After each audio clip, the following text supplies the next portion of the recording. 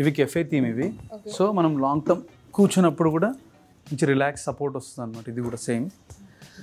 And ఇవి high chairs. ఇవి ఇప్పుడు బార్ దగ్గరికి వెళ్ళారు, మీరు కూర్చున్నారు అనుకోండి, you relaxly set and you want drink or something. ఇంట్లో కూడా బార్ సెటప్ ఆర్ ఎల్స్ మీరు బాల్కనీలో కూడా వేసుకోవచ్చు.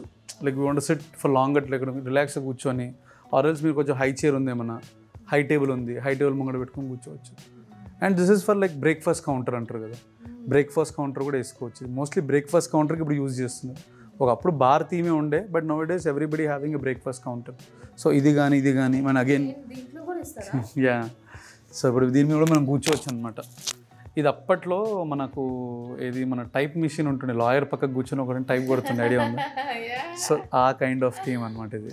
సో దాన్ని మేము హై చైర్గా కన్వర్ట్ చేసినాం కంప్లీట్లీ. సో ఇది కూడా ఏంటంటే మంచి వైబ్. లైక్ ఇది కూర్చోవడం కానీ ఫోమ్ అవసరం ఉంటుంది దీనికి. ఆ కంటిన్యూటీ కానీ, ఆ ప్రాబ్లం కూర్చుని ఆ స్ట్రెస్ కానీ అవన్నీ ఏమి ఉండవు. నేను కూర్చుని లాంగ్ టర్మ్ కూర్చుంటే you can just SIT and feel that. మీరు సిట్ అని ఈజీగా అంటారు, తర్వాత లేకపోతే ఎవరికి చెప్పుకోండి నా బాధ నేను.